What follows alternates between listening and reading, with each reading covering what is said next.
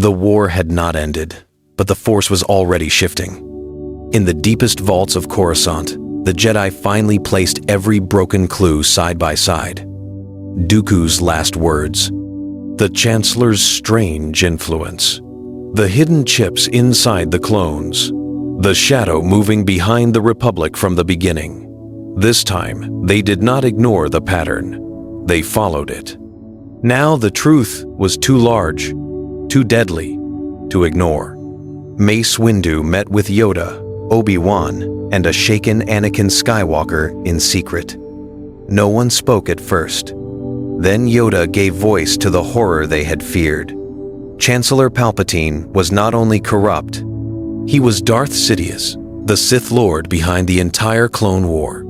Anakin felt the room close around him. Palpatine had guided him, praised him, trusted him. Yet every death, every trap, every loss now pointed to one man, smiling from the highest office in the Republic.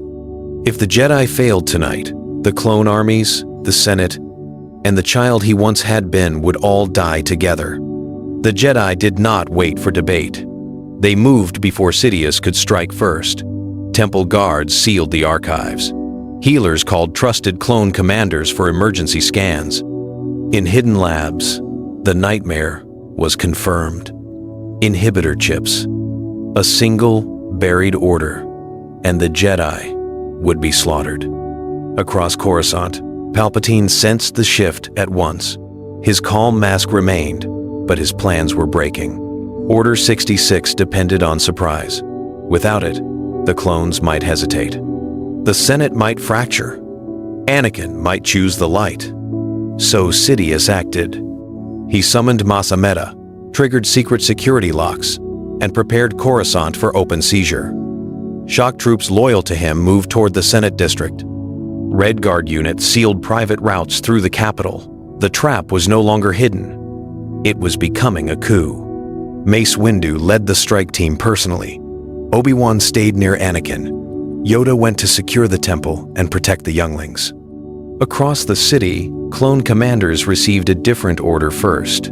Stand down, report for medical review, await direct Jedi authority. Some obeyed, some did not. As thunder rolled above Coruscant's skyline, Windu's team entered the Chancellor's office and found Palpatine waiting with his lightsaber already burning. The last illusion had fallen. And in that red light, with the Republic trembling outside, Anakin Skywalker realized the galaxy was one breath away from ending. The last illusion had fallen. And in that red light, with the Republic trembling outside, Anakin Skywalker realized the galaxy was one breath away from ending. Anakin stood between two futures. On one side was the man who had shaped his fears, fed his anger, and promised he could stop death itself. On the other stood the Jedi, flawed and distant, yet still the only wall between the Republic and darkness. Palpatine knew hesitation was his final weapon. He did not plead. He pressed harder. "Help me, Anakin," he said, voice low and sharp. "And together, we can save her." Padme's face flashed through Anakin's mind. So did his mother's.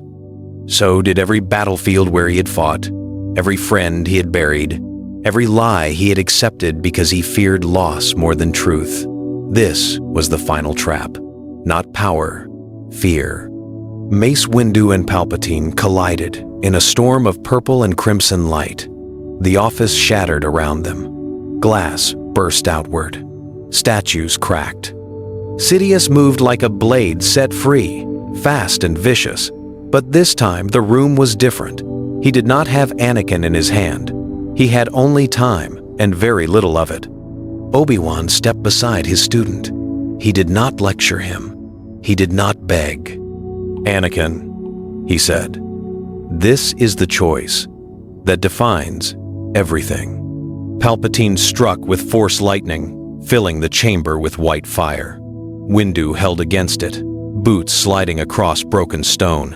Anakin saw the same moment that once would have broken him, the same fear, the same promise.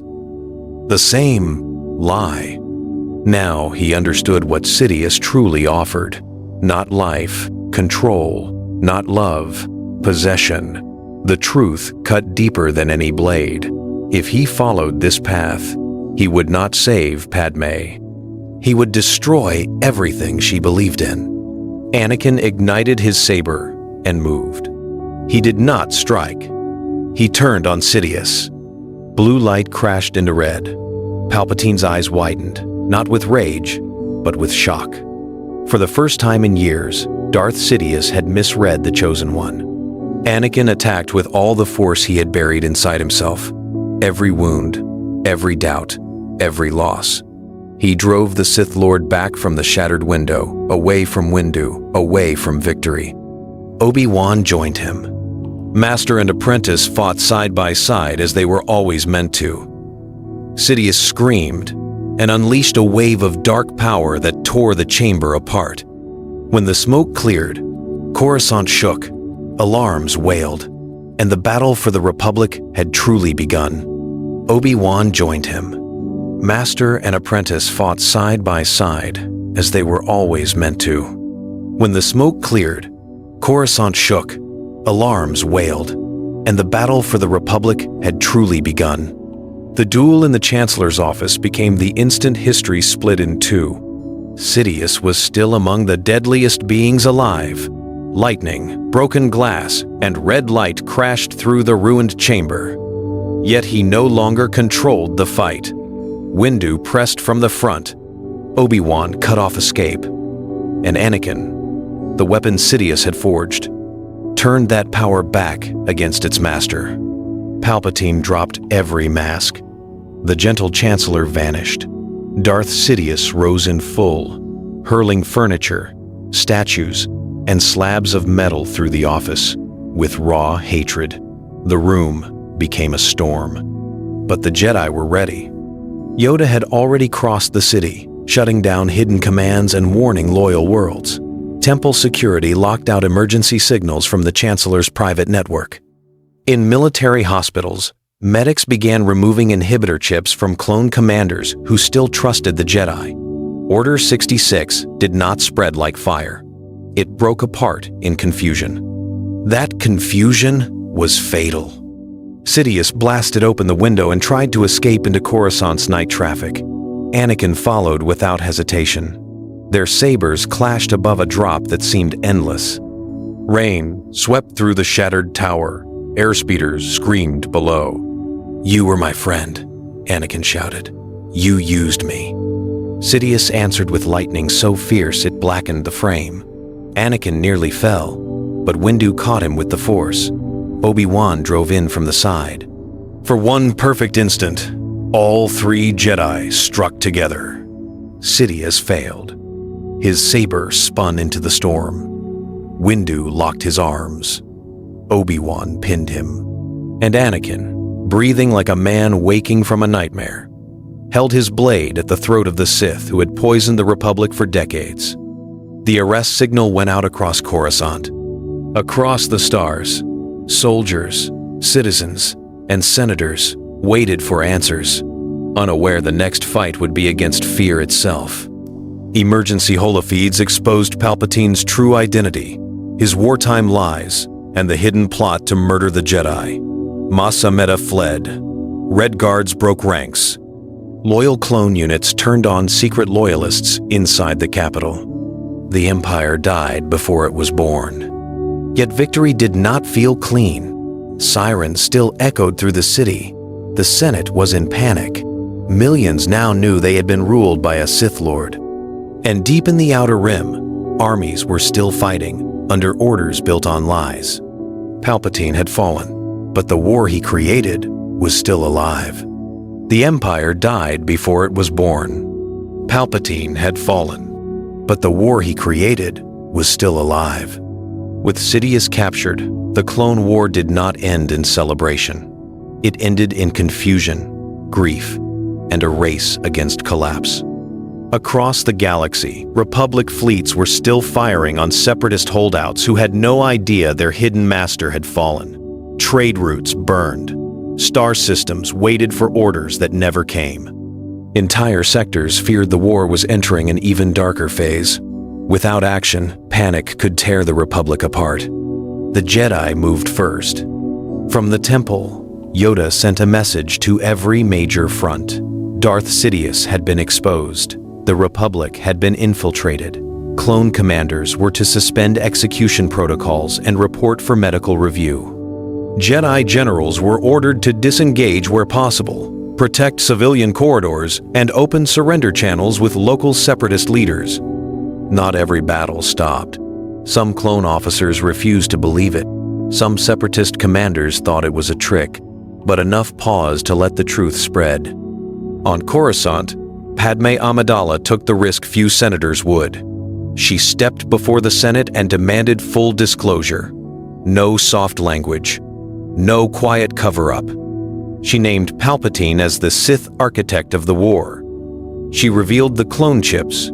She called for relief, reform, and direct talks with worlds that had joined the separatists out of fear, not evil. The chamber erupted. Some wanted revenge. Others wanted power. A few wanted the old lies back. Then Bail Organa stood with her. Mon Mothma followed. One by one, the voices of reason formed a center. In the Outer Rim, Obi-Wan and Anakin led missions unlike any they had fought before. They entered burning systems not to conquer them, but to stop the killing. On Christophsis and Seleucami, they forced standoffs into ceasefires and exposed greed that prolonged the war. Files recovered from Sidious's network led Republic agents to separatist vaults, hidden supply lines, and private accounts. The alliance of greed behind the conflict began to crack. Some leaders fled. Others bargained. A few surrendered at once. Peace came with a cost. The Jedi had survived, yet their faith was shaken. The Senate had been saved, yet its weakness stood exposed. The clone army had won the war, yet every soldier now carried the horror of what had nearly been done through him. And somewhere beyond the known chaos, forces, once loyal to Sidious, were already searching for a new way to finish what he started. Peace came with a cost. And somewhere beyond the known chaos, forces, once loyal to Sidious, were already searching for a new way to finish what he started. The Jedi Order survived, but survival was not the same as wisdom. When the war finally ended, the temple on Coruscant did not celebrate like an army returning home. It stood quiet. Hallways once filled with marching troops and emergency briefings now held silence, prayer, and reflection. Too much had nearly been lost. The Jedi had exposed the Sith in time, but only after years of blindness, compromise, and war. No one felt that truth more sharply than Obi-Wan Kenobi and Anakin Skywalker. In another future, they would have become enemies on a river of fire. Here, they stood together beneath the high windows of the temple and looked out over a city they had saved, though not without scars. Their bond had survived the moment meant to destroy it. That alone changed everything. Obi-Wan did not return to old distance. He spoke to Anakin openly, as a brother who understood what had been left unsaid. Anakin, in turn, stopped hiding behind pride. He admitted his fear. He admitted Palpatine had reached him. He admitted that love, when ruled by panic, could become a weapon. That honesty spread. Under Yoda's guidance, the Council began reforms once thought impossible. Younger Jedi were given more voice. Attachments were no longer treated as shameful secrets, but as bonds to be understood with discipline and truth. The Order reduced its role in military command and returned focus to mediation, protection, and service. The Jedi would still stand with the Republic. They would no longer lose themselves inside it. Anakin became proof that the Order could change without breaking. He remained powerful, restless, and unconventional, but now he was trusted in a new way. Not because he was flawless, but because he had faced the dark side and turned back before it claimed him. Knights listened when he spoke. Padawans watched him with awe. Beside him, Obi-Wan became more than the Jedi General. He became a teacher of balance. The two were often sent together to worlds still healing from war, and people saw not legends, but hope. the old order and the new walking side by side. Yet while the temple healed, the Force did not grow quiet. Beyond Republic space, forgotten cults, broken warlords, and believers in Sith power began to stir. They had lost their master on Coruscant. Now they were waiting to see what would rise in his place next. Yet while the temple healed, the Force did not grow quiet. They had lost their master on Coruscant. Now they were waiting to see what would rise in his place next. Palpatine's fall saved the Republic, but it did not heal it. The war had scarred too many worlds, drained too many systems, and taught too many leaders to survive through fear. Sectors demanded aid. Refugees filled transport lanes. Corrupt officials who had thrived under emergency powers tried to bury records and keep their influence. If the Republic was going to endure, someone had to fight for its soul in the open. That someone was Padme Amidala. While the Jedi rebuilt from within, Padme moved through the Senate with force and purpose. She pushed for clone rights, war relief, and limits to prevent any Chancellor from holding such power again. She formed alliances with Bail Organa, Mon Mothma, and reformers from worlds long ignored by the core. They were not trying to restore the old Republic. They were trying to build a better one. It made her dangerous. Every speech she gave exposed another layer of rot left behind by Sidious. Every reform threatened someone wealthy or desperate. Banking clans resisted investigations. Corporate guilds hid wartime profits. Former intelligence officers erased files. Again and again, Padme found the same pattern. The Sith had not only twisted one man, they had poisoned systems. Anakin watched her carry that burden and felt pride and fear.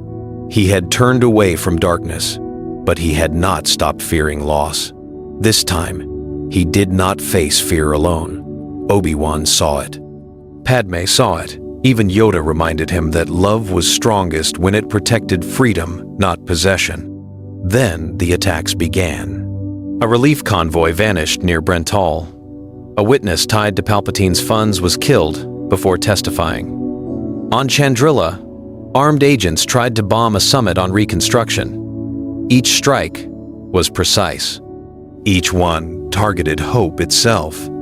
The Senate called them isolated acts. Padme knew better. Someone was organizing the shattered remnants of Sidious's network, not to rebuild the Empire, but to create something harder to see. Cells instead of legions. Sabotage instead of open war. Fear without a single face to blame. She refused to step back. Against every warning, Padme traveled to meet delegates from former separatist worlds, ready to rejoin the Republic under a charter. If she succeeded, the galaxy might truly begin to heal. But as her ship entered orbit above the conference moon, hidden transmitters activated in the dark. And far below, assassins took their positions. The Senate called them isolated acts. Padme knew better. But as her ship entered orbit above the conference moon, hidden transmitters activated in the dark. And far below, assassins took their positions. Luke and Leia were born into a galaxy that still believed in tomorrow. They did not enter a world ruled by an emperor or an exile.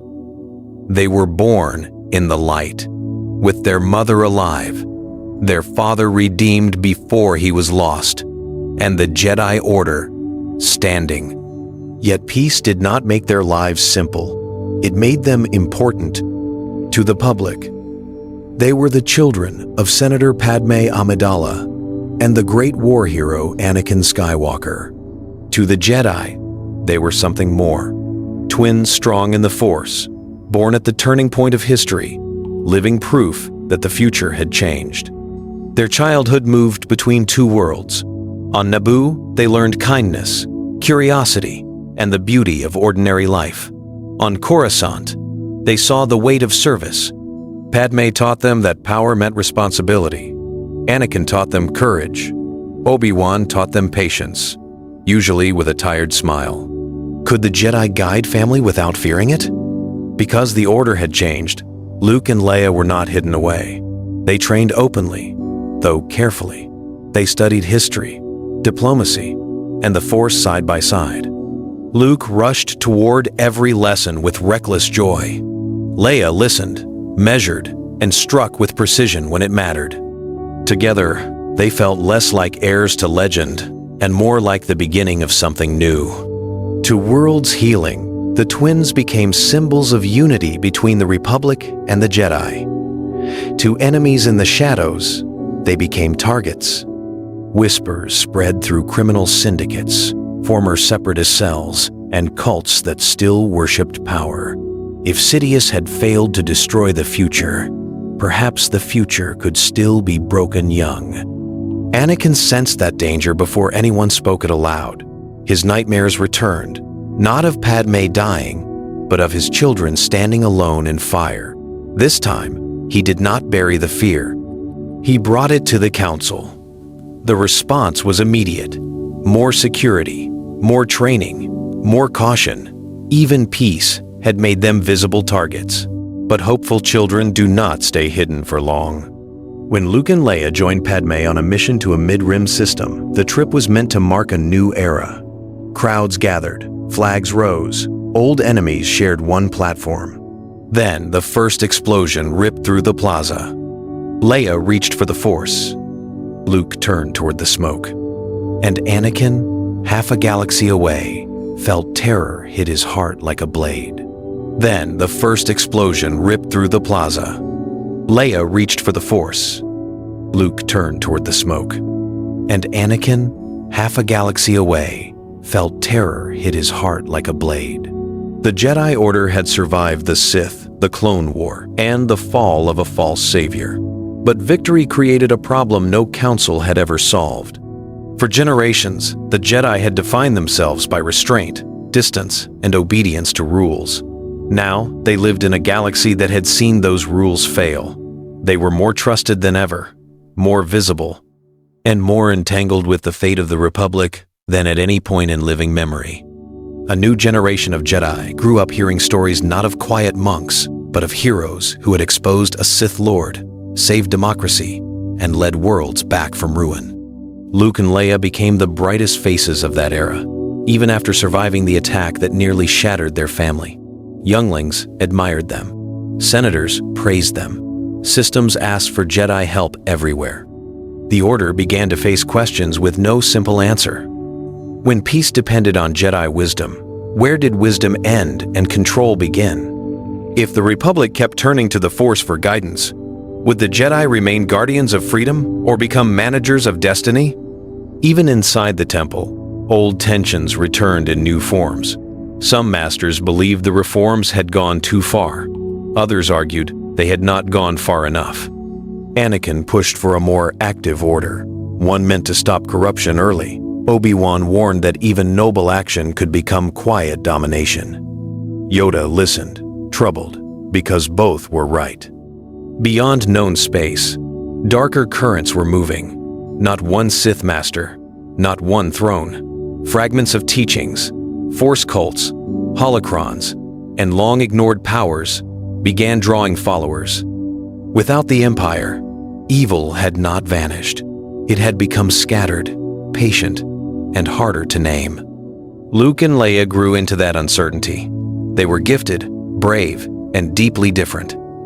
Luke believed the Force was calling the Jedi toward a larger purpose. Leia believed duty without humility could still become tyranny. Their bond remained strong, but their visions of the future began to divide. Then the archives opened a sealed chamber beneath the temple, one untouched for 1,000 years. It was a map, a path into the unknown, marked by ancient Jedi who had once gone searching for the source of balance itself and never returned. The Council stared at it in silence, because for the first time since Palpatine fell, the greatest threat ahead was not war. It was the future. The Council stared at it in silence, because for the first time since Palpatine fell, the greatest threat ahead was not war. It was the future.